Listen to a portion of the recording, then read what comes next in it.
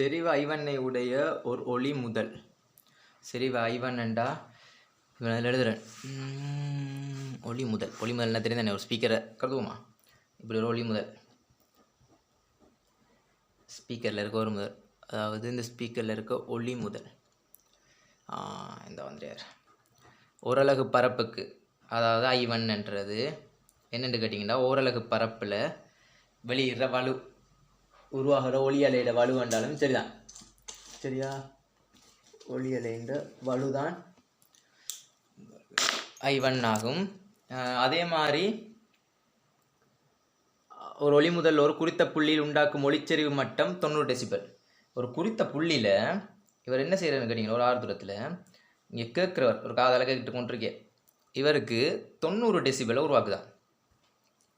இதே அங்கால சொல்கிறாங்க, செறிவு I2 உடைய மற்றொரு ஒளி முதல் அதே புள்ளியில் ஒளிச்செறிவு மட்டம் 40 டெசிபலை உண்டாக்குறது. அப்போ அதே புள்ள இதில் திருப்பி நான் I2 செட் பண்ணேன்டா, என்னது I2 செட் பண்ணேன்டா, இங்கே இருக்கிற எவ்வளோ கேட்க மாட்டேன், அதே ஆர்தூரத்தில் கேட்குறவருக்கு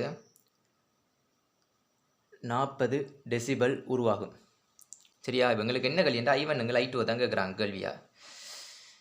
அப்போ முதலாவது இந்த டெசிபலோடு சம்மந்தப்பட்ட ஒரே ஒரு சமன்பாடு மட்டும் தான் இருக்குது. பீட்டா சமன் டெசிபல் சமன் 10 log of I1 I0.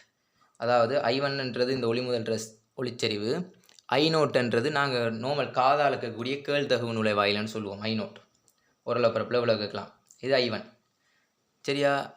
Beta சமன் இதில் இந்த கான்செப்ட் செய்கிறதுக்கு எங்களுக்கு இன்னொரு விஷயம் தேவை. என்னென்னு கேட்டிங்கன்னா, லொக் விதி தேவை. அதாவது லொக்கில் நான் பிறக்கிறதுக்குள்ள A+B என்று போட்டேன்டா,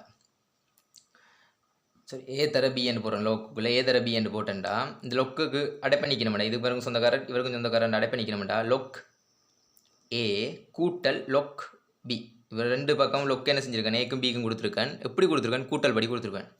இதே லொக்கில் A பிரித்தல் B என்று இருந்தால், இதுக்கு லொக்கை நாங்கள் தனியாக கொடுத்தோம்டா, லொக் A கழித்தல் லொக் பியாக இருக்கும். அப்போ பெருக்கப்பட்டா கூட்டுப்படும், அதே மாதிரி பிரிவட்டா என்ன செய்யும், கழிப்படும். அப்போ நான் இந்த லொக் A சய லொக் B இந்த கான்செப்டை எடுக்க போகிறேன். ஏன்னா அப்படி எடுத்தால் தான் என்ன ஏங்கிள் B என்ற கான்செப்ட் வரும் எனக்கு இங்கே இருக்கிற. அப்போ முதலாவது 90 டெசிபலுக்கு எழுதுகிறேன். இங்கே 90 டெசிபலுக்கு, இது 90 டெசிபல் 10 log I1 I0. இந்த காதுக்கு நான் I0 எடுக்கணும், கேழ்தகவு நுழைவாய். சரியா?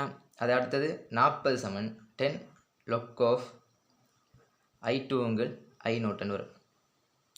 சரியா? எங்களுக்கு கழிபடும் போது, லொக்கால் கழிபடும் போது ஒன்று கழிபடும் போது என்ன செய்யும், பிரிபடும். பொதுவாக லொக் எடுத்தமெண்டா.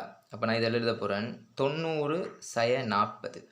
என் I1 I2 தானே கேட்குறாங்க எங்களுக்கு, 90லாம் I1 இருக்குது. அப்போ 10 log I1 I0 சய 10 log I2 I0. எந்த கான்செப்ட் தான் இருக்குது, லொக் A சய லொக் B. அதை எப்படி எழுதலாம், ஏங்கிள் B என்ன எழுதலாம், லொக்கை மட்டும் பொதுவாக எடுத்துகிட்டு.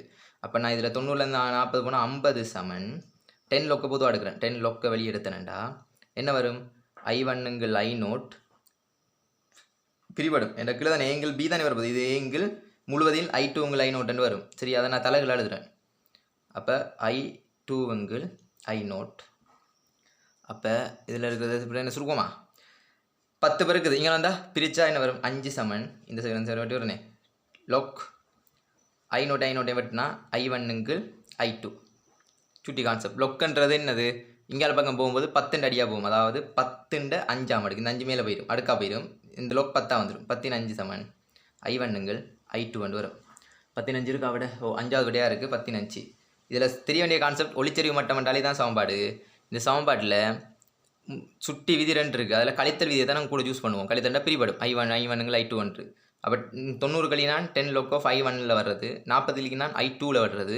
இப்போ என்ன செஞ்சிருக்கேன், 90 சைன். அப்போ என்ன இந்த கான்செப்ட் எடுக்க போகிறோம், பிரிபட்டும் போது பிரிபடும். அதாவது லொக் 2 கணியம் கழிக்கப்படும் போது லொக்கை நாங்கள் பொதுவாக எடுத்தோம்னா பிரிபடும். அப்போ 2 கணியங்களை கணிக்கிற மாதிரி காட்டிட்டு அப்புறம் லொக்கை என்ன செஞ்சேன், பொதுவாக எடுத்து நான் எடுத்து பிரிபடுற மாதிரி காட்டிட்டேன். அப்போ I1 I2 வரும்.